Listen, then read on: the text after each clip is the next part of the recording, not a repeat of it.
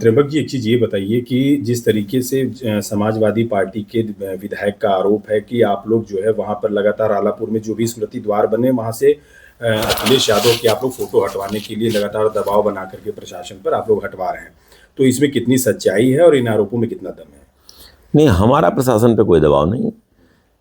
Hoarding लगाने का काम सरकार का है, तो सरकार अगर सही लग रही होगी तो लगने देगी, नहीं लगेगी तो रोकेगी। इसमें हमारा कोई रोल नहीं है, संगठन का कोई रोल नहीं है। तो ये बताइए कि जैसे अगर होर्डिंग पे या पोस्टर पे या जो स्मृति द्वार बने हैं आलापुर में, उसमें अखिलेश यादव की अगर उसमें फोटो लगी है, तो उसे भारतीय जनता पार्टी को या किसी भी व्यक्ति को, आम आदमी को कोई दिक्कत नहीं हो रही है, तो भारतीय जनता पार्टी के नेताओं को आखिर क्या ऐसी जल्दी आ गई कि उनकी फोटो हटवाई जा रही है, जबकि वो चुने हुए जनप्रतिनिधि हैं। अपने उनका कहना है कि हम अपने राष्ट्रीय अध्यक्ष की फोटो उन्होंने एज ए सम्मान के तौर पे लगाई है। देखिए, राजनीतिक कार्यकर्ता होने के नाते आलापुर के राजनीतिक कार्यकर्ताओं को इन बातों की जानकारी है कि सरकारी धन का उपयोग किसी राजनीतिक संगठन के मुखिया की फ़ोटो लगाने के लिए नहीं किया जा सकता है। निश्चित तौर से प्रदेश के सरकारी मुखिया मुख्यमंत्री हैं या देश के मुखिया प्रधानमंत्री हैं। मुख्यमंत्री और प्रधानमंत्री की फ़ोटो तो लग सकती है, लेकिन अगर वहाँ पर मान लीजिए कि मुख्यमंत्री की जगह भारतीय जनता पार्टी के प्रदेश अध्यक्ष की फ़ोटो लगे तो वो भी अनुचित होगा। यह जानकारी भारतीय जनता पार्टी के राजनीतिक कार्यकर्ताओं को है। शायद इस बात को लेकर के उन लोगों ने आपत्ति जताई होगी।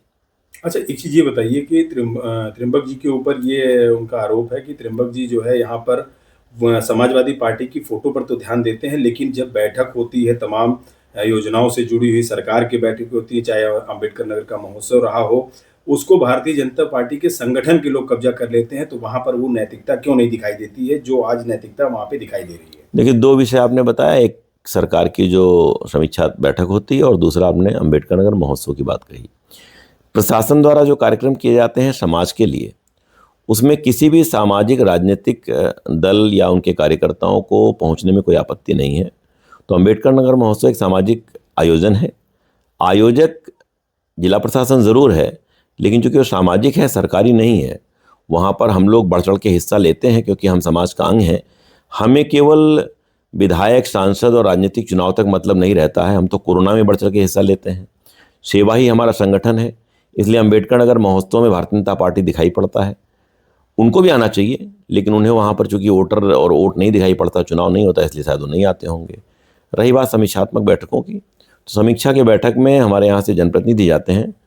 समीक्षा बैठकों में मैं तो नहीं जाता हूँ जिलाध्यक्ष के नाते। एक आध बैठकों में किसी विशेष कारण से कभी बुलाया गया हो, सत्तारूढ़ दल का जिलाध्यक्ष होने के नाते कुछ जानकारी की दृष्टि से अगर प्रधानमंत्री जी ने बुला लिया, बात अलग है।